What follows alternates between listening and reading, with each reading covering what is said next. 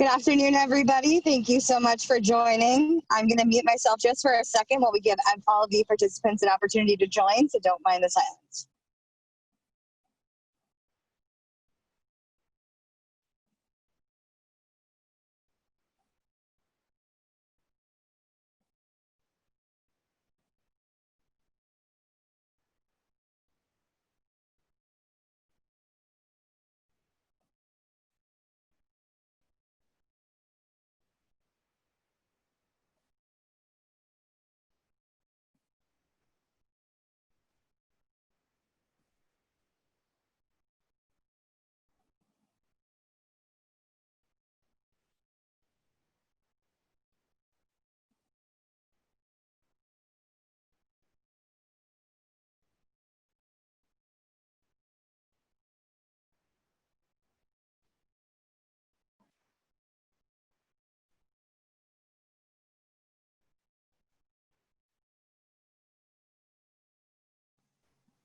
All right, thank you guys so much for joining. You have tuned in to the California SBDC Statewide Industry Guidance webinar. This hour, we will be talking about logistics and warehousing. Earlier this morning and afternoon, we have talked about manufacturing, dine-in restaurants. What are the other industries we've talked about so far? Hospitality. I'm sorry. Yes. So all of these webinars are recorded. So we are putting them in the Dropbox link, which I will put in the chat. So please make sure to download that to find all of the presentations as well as the recorded webinars. My name is Katrina Smith. I'm the Associate Director for the Orange County Inland Empire Small Business Development Center. I am joined by an amazing panel. We have Mike Hill, who is the Director for the Cal State Fullerton North Orange County SBDC, as well as two wonderful consultants, Elena and Joseph. Thank you so much for being here. The Small Business Development Center is a nationwide program that is funded by the SBA.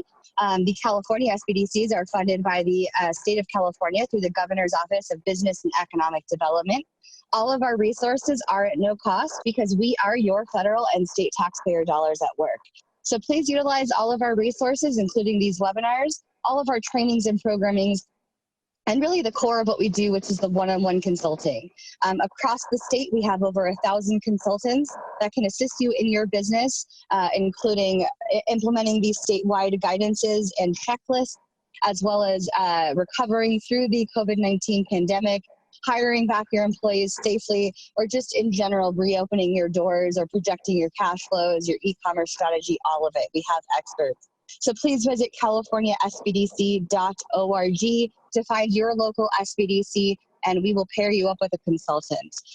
Again, this hour we will be talking about logistics and warehousing and how to implement the statewide guidances and checklists to reopen your business safely. I'm going to turn it over to our amazing panel who's going to present on this hour's webinar. Thanks, Katrina. My name is Joseph Wayno, and I am a business consultant for the California SBDC. Typically, I help my clients in a number of ways to start, grow, and succeed with their businesses. But generally, I find myself working on projects that entail, new product development, kind of an omni-channel view of sales and distribution. In this, in many cases, logistics, warehousing, and supply chain management. And before I get started with this webinar, I want to take a moment and kind of frame our discussion together much in the same way a photographer frames his or her subject.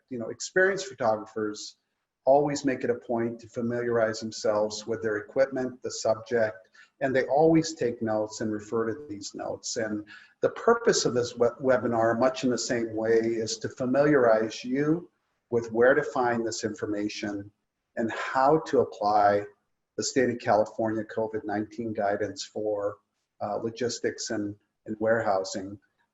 We hope that as a result of this webinar, you'll be equipped to plan, critically assess, and implement a proactive strategy that will allow you to operate a safe and clean environment for your employees, contractors, and visitors. And just like taking a picture, there are non-discretionary rules that you need to follow. You know, you're not going to put your finger over the lens. And much in the same way, these non-discretionary requirements apply to all industries. So some of these, or all of these non-discretionary requirements are, we want to perform a detailed risk assessment and implement a site-specific protection plan. We want to train our employees on how to limit the spread of COVID-19, including how to screen themselves for symptoms and stay at home if they're not feeling well. We want to implement individual control measures and screening. We want to implement disinfecting protocols, and certainly we want to implement physical distancing guidelines. So how do we find this information? The statewide industry resources can be found on the official California state government website at covid19.ca.gov. Once you're there, look for the featured services and information tab. And under that, you'll find an industry guidance link that will allow you to click it. It will take you to your specific link, and in this case, logistics and warehousing. And if you click that, there'll be some guidance for you to implement and to look at as it relates to your logistics and warehousing business. So, just like taking a picture, let's put on our macro kind of big picture lens for a moment. These are where we can find the general guidelines for the guidance, and there are two primary areas where we can find this general guidance, and that's from Cal OSHA. Cal OSHA has some great information on guidance. They have placards and visual cues that you can print up and download for your use in your facility. And of course, everyone's heard of the CDC. They have a comprehensive interim guidance for employers responding to COVID-19 disease for their workplace. So, the state of California has done a really good job. They provided us with this micro lens that gives us a clearer picture of how we implement and how we find this information. And we can find this information for logistics and warehousing in this case, but other industries as well, at the covid19.ca.gov website.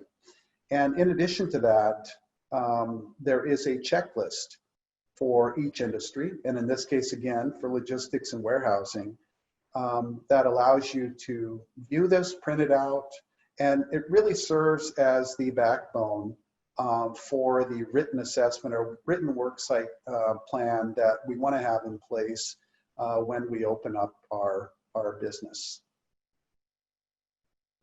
So how is this information at the state level broken down? It's broken down into 5 very specific areas. We have a worksite specific plan, an employee training section, an individual control measure and screening, a cleaning and disinfecting protocols area or section, and a physical distancing guideline protocol that we need to follow. So with regard to our worksite specific plan, there are 3 key considerations that we need to look at and implement within our logistics and warehousing business. First is we need to establish a written COVID-19 plan at each property. Write this information down. Use the checklist again as your backbone for this plan. It's a live document. We need to refer to it often. It does us no good if we write it and we just kind of throw it in a file cabinet and not refer to it. It doesn't work in this situation. We want to assess, as a part of this plan, do a risk assessment of all work areas.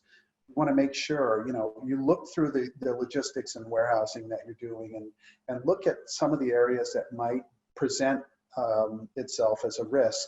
Drop off and pickup areas for packages, assembly lines, areas that perhaps are high traffic. And we want to designate a person to implement and keep on top of this plan. Pick someone that is capable of following this plan, amending this plan, and referring to it often. And also communicating with your employees, contractors, and guests. And so with that said, key point to this is to evaluate the workplace for compliance with the plan, document it, amend it, correct deficiencies. So here's a general checklist as it relates to a worksite specific plan. And this also, it's similar to what's on your checklist, which is very helpful. We want to designate a person. We want to assess risk. We want to train employees. We want to check for compliance to make sure that we are compliant with the plan that we put in place and our employees are following it. We want to correct any deficiencies that we see over time. No plan is absolutely perfect, but by looking at it and continually looking at it, it helps us look at what parts of our plan are vulnerable and how we can correct it to make it better. We want to know how to contact our local health department should there be a question, and we want to update this plan again frequently.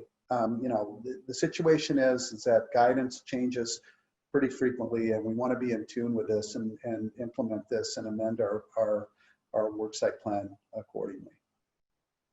So what are some of the industry insights? We want to evaluate your supply chain to mitigate vulnerabilities.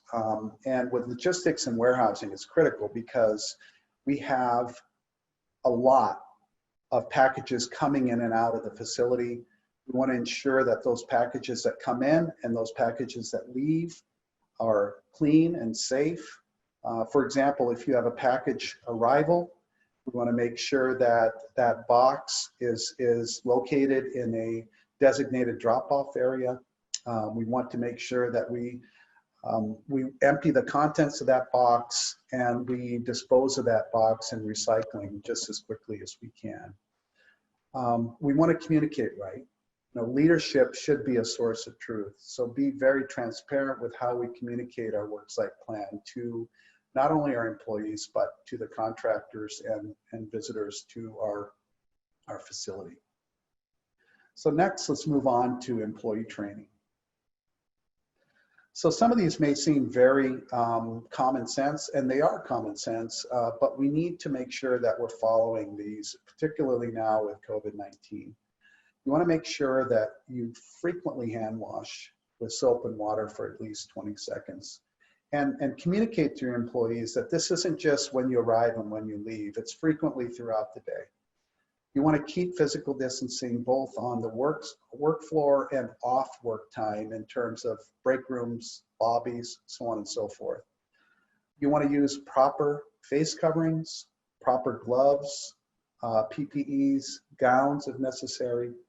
And the most important thing here is that not only do we educate our employees on the practice and the worksite plan, we want to make sure that temporary employees and contract workers and even visitors are properly trained in what our policy is to prevent the spread of COVID and to allow us to maintain a safe and clean working environment.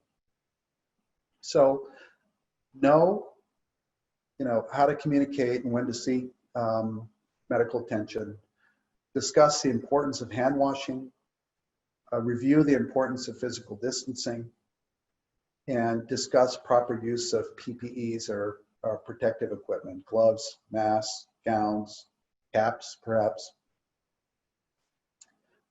Some insights as it relates to logistics and warehousing, and in particular with employees. We want to develop flexible staffing levels.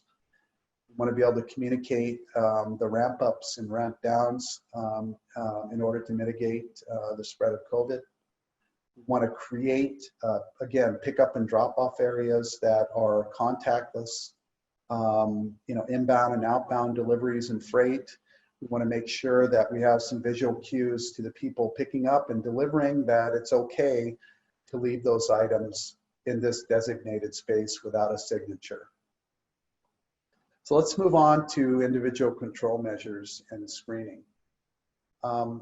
These are some of the things that are important for us to do.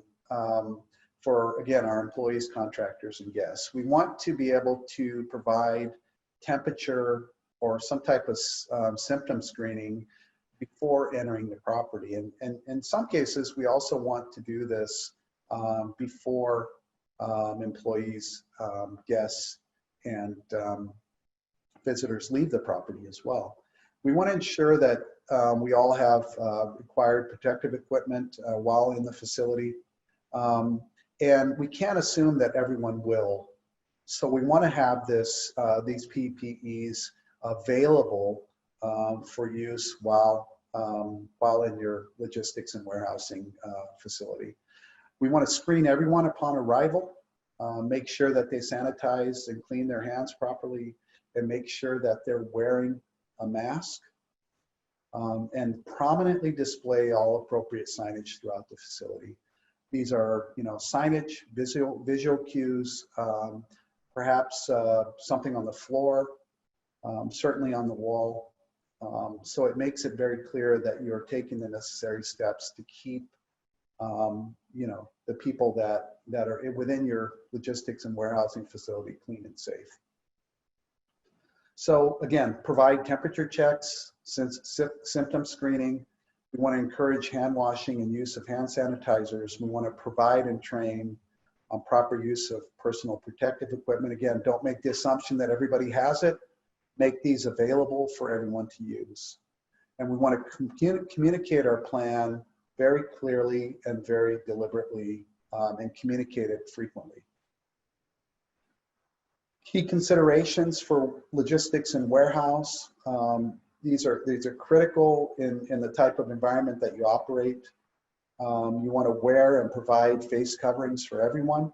Again, don't make the assumption that everyone has them. Have them ready, and distribute these often.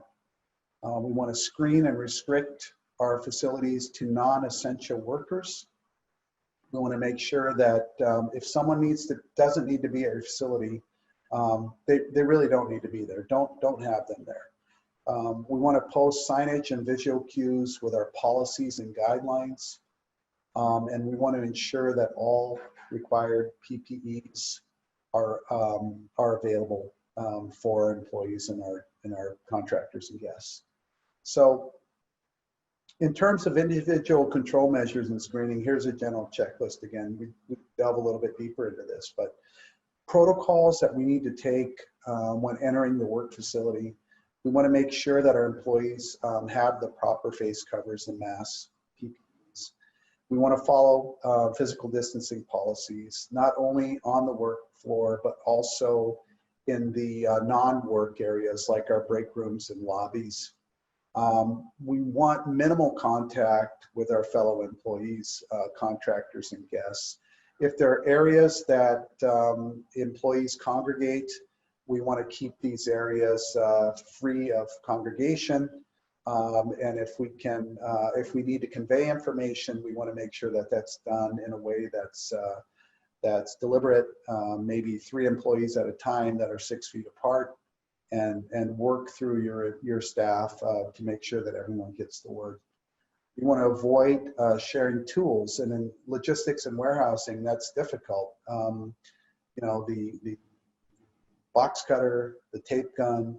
We want to make sure that these things are, and if you can, allocate a single box cutter or a tape gun or a screwdriver or whatever tool you use in logistics and manufacturing to an employee, and make that their responsibility to keep clean and effective. You want to conduct more thorough cleaning and disinfection of all work surfaces. If you normally did cleaning once a day at the end of the shift, perhaps want to do that 3 times a day, at the beginning of the shift, sometime during a break in the middle of your day, and certainly at the end of your day. You want to adjust work schedules for employees and essential staff. Maybe you keep a portion of these employees working virtually, rotate. Perhaps your breaks are staggered, so on. And you want to display signage throughout the property on appropriate face coverings and physical distancing. I can't stress the importance of having these visual cues to remind everybody what their part is in this guidance to make this work for where they work.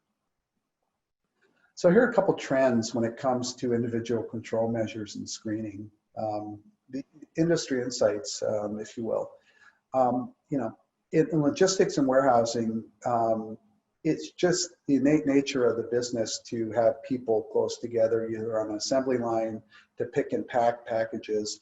We want to be able to physically distance these people, either by placing a physical barrier in between them, a strip curtain, plexiglass, you know, perhaps a stanchion with one of, you know, those stretchable nylon bands that you see in the airport. We want facilities, you know, consider consulting with an HVAC expert to ensure that your filters are up to snuff and that you have some way of keeping the ventilation free and clear in your facility. Perhaps, you know, you keep your dock door open for a period of time to let the air circulate within your environment. So from here, let's go to cleaning and disinfecting protocols. Again, many of these are common sense, and many of these things you should be performing even, you know, without COVID hanging above us. But we want to perform thorough cleaning in high traffic areas. Again, you know, those walkways that you on the floor that you see many employees transiting, the belts that we use to pick and pack packages, the tool stations that we go to pick up essential equipment needed to do our jobs. These areas need to be cleaned. And not to mention, if we set up our cleaning and sanitizing stations throughout, you know, throughout the facility, just because they have cleaning and sanitizing products on them, don't mean the stations themselves are clean. So we have to make sure that those stations are cleaned as well. We want to equip our workstations, desks, assembly lines, and make it easy for employees to access hand sanitizer and disinfectant wipes. We want to frequently disinfect commonly used surfaces. These are surfaces that are either in the lobby or in the break room or certainly on the manufacturing floor. Even the administrative offices would be an important place to keep clean and sanitized. We want to maintain disinfecting stations to ensure that they're operational and stocked at all times. Designate a person to go through and make sure that our cleaning and sanitizing stations have the appropriate levels of sanitizer or disinfectant wipes. But keep on top of that. It's really important that you do that.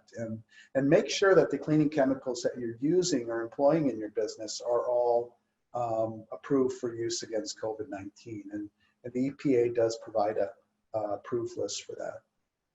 So here's a general checklist of cleaning and disinfecting protocols.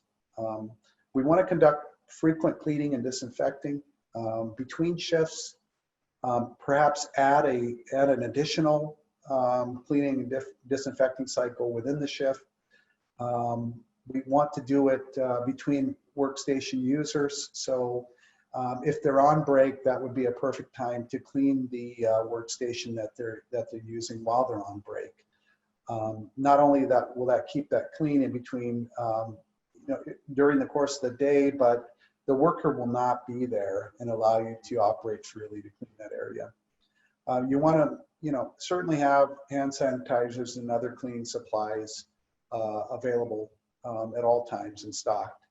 You want to adjust schedules, excuse me, to account for additional cleaning. You want to tap into technology. There's a lot of technology out there that are letting you do things touchless. There are hand sanitizing devices where you just need to wave your hand below the sanitizer and dispenses an appropriate amount of a liquid or gel. You want to do things, you know, your doors. If you have automated doors, by all means use them. If you don't, prop open the doors so it eliminates the need to push them open or pull them open. And if there's any means of creating that time card punch in and punch out area that allows you to separate time cards and keep employees from congregating around that area, that would be optimal. We want to arrange our assembly lines and break rooms to increase worker separation. If that's not possible, please implement some type of physical distancing barrier between workers. So here are some key considerations for cleaning and disinfecting. You know, obviously we want to avoid the sharing of phones. You know, if a phone is mounted on a pillar in the logistics and warehousing facility, we probably want to put some tape on that and not utilize that at this point, because we know that others will use it as well. We don't want to share desks, pens, tools, and other work supplies. We want to dispose of boxes, as I said, when they arrive. We want to take these boxes, we want to remove the contents and recycle these boxes as quickly as possible.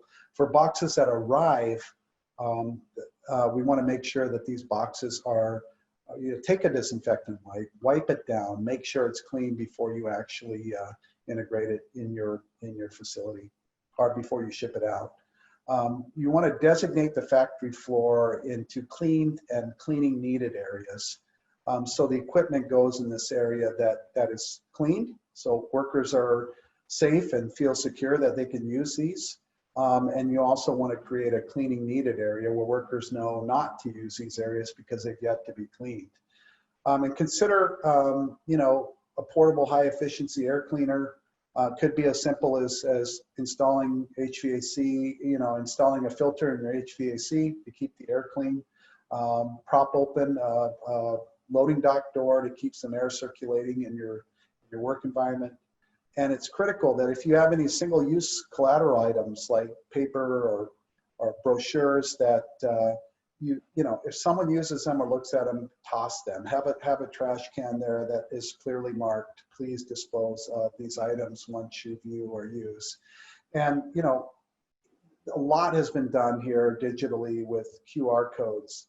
You can have QR codes for a number of reasons, and I would highly recommend that you integrate these QR codes into your visual cues and signage so employees and visitors can actually scan the code.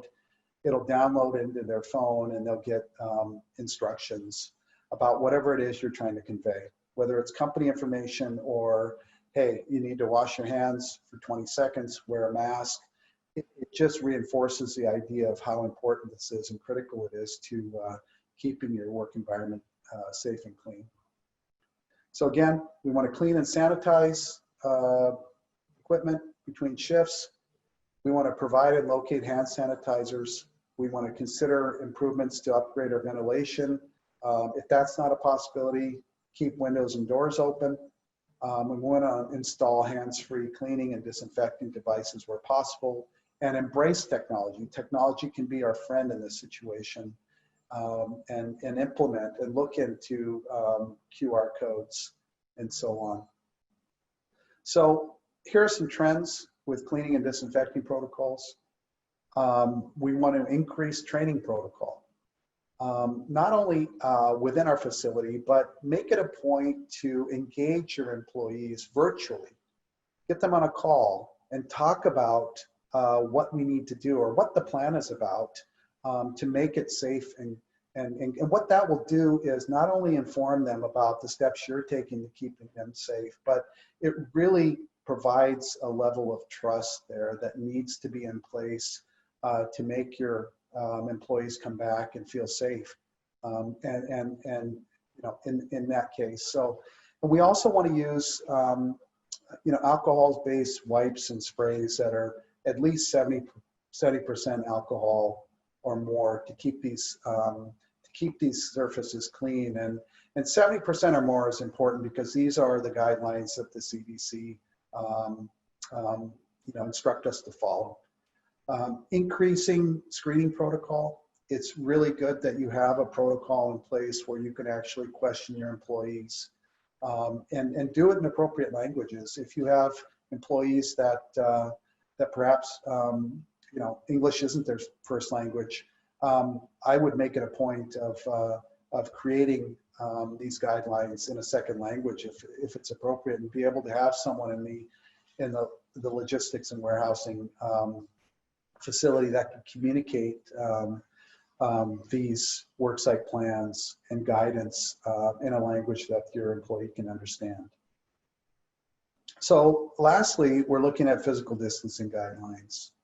And, you know, of course, everybody's heard of the 6 feet apart, and this is really important, not only to you know, emphasize to your employees, but also the people that visit your facility that may not be aware of what your policies are. You know, on the floor, you want to keep it you know, with a visible, like a physical barrier or a curtain or a stanchion, something like that to keep employees apart.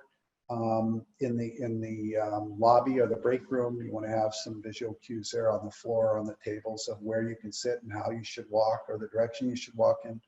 You want to stagger employee breaks. You want to redesign your workstation. So if you had 3 to a workstation, you want to make sure that now you have perhaps 2, and keep it you know, keep the distancing also for workstations.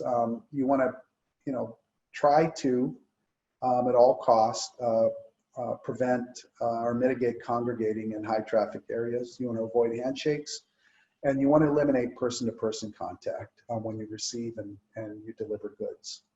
So just a general checklist again for physical distancing. You want to create alternative spaces where breaks, where physical distancing is possible.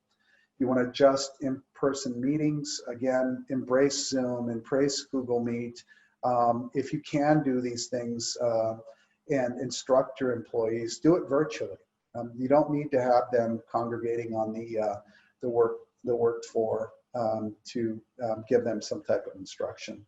Emails are great for this as well. Implement physical measures, or measures to physically separate employees. Physical partitions, visual cues, not only on the work floor, but off the work floor in break rooms, administrative offices, and lobbies. And if all possible, you want to stagger employee breaks to maintain physical distancing protocol. So key considerations here for not only your employees, but contractors and guests. You want to clearly mark, you know, with visual cues and appropriate signage, you know, to be physically distant. You want to limit the use of shared tools and shared tasks.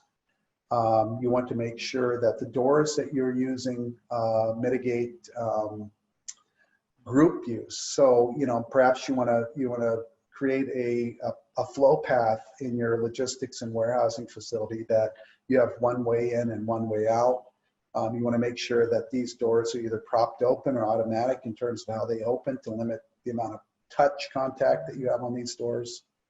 And you want to implement peak period staggering and spacing, not only on the work floor during shifts, but also when your employees go on break. So if you normally had 2 breaks a day, dividing half of your employees up among those breaks, maybe you want to do it to 3 or 4, so you have less employees taking a break at the same time. You want to develop contactless pickup and delivery protocols. Again, communicate this with your third-party vendors. Communicate your worksite plan with UPS, FedEx, DHL to make sure that they're aware of what you're doing and they respect what you're doing. Show them the areas of pickup and delivery areas and tell them that they're authorized to leave these items or pick up these items without the need of a signature. So to go over this again, we want to develop peak period staggering procedures. We want to implement protocols for contactless pickup and delivery.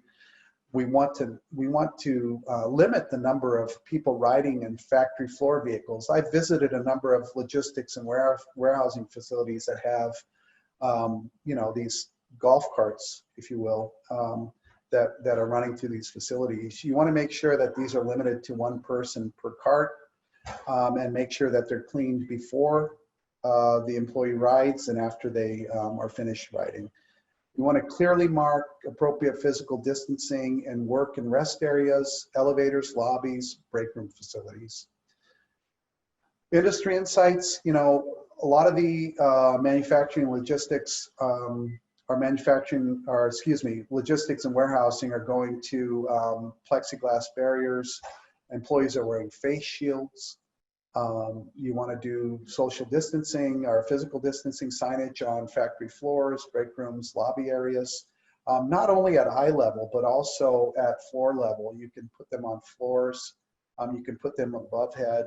Just make it very clear that these are the guidelines that you need to follow when on the floor and when off the floor. You want to adjust in-person meetings if necessary to ensure physical distancing. If you can, do it virtually. If you can't, make sure that you're following those physical distancing guidelines that we mentioned. And when you resume full operations, one thing that we want to do is we want to make sure that our risk and protection plans are up to date. They're amended. We're keeping on top of the state of California guidance to check for any amendments to it. And again, don't write this and toss it in a drawer. It does us no good to do this. We want to keep looking at this document or this plan. We want to keep it alive. We want to assign someone to this to make sure that they're on top of it. And it just helps us, again, maintain that safe and clean logistics and warehousing environment. We need to do this. We need to change the mindset. We need to reinforce our plan frequently among our employees. And not only this, but a way to reinforce and change the mindset, again, is to provide visual cues, signs, placards, to reinforce and change the mindset of our employees that this is the way we're doing things from now on. And also, by doing that, that also reinforces a measure of trust that your employees have, that you're doing the right thing to keep them safe. And so, with that, we always want to maintain our physical distancing. We also want to frequently wash our hands. We also want to wear the appropriate PPEs. And don't assume as an employer that everyone's going to have these. Make them available for our employees, contractors, and guests. And make sure to keep your facilities clean, continually keep them clean. And at the center of this all, it really is about people, their health, and their safety.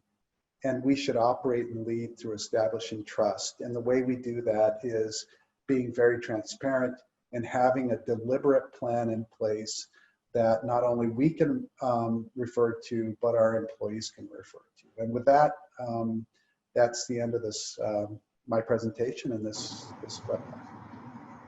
Perfect. So if anybody has any questions at this time, please feel free to put them in the Q&A. Again, we are doing hour-by-hour webinars for the statewide industry guidances. In the next 2 hours, we're going to be talking about office workspaces as well as retail. So again, these webinars are brought to you by the California SBDC, which is funded by the SBA and State of California. Please visit californiasbdc.org to visit your local SBDC and find a consultant that can help you through this process to reopen your business safely. I don't see any questions. I do have the Dropbox link in the chat. So again, all of these presentations as well as recorded webinars are in the Dropbox link. So please visit that if you have any further questions, or again, visit californiasbdc.org. So with that, feel free to join us in 20 minutes for our next statewide guidance webinar, and then again at 3 o'clock. So thank you, panelists. I really appreciate it, and we will see you all in 20 minutes. Thank you.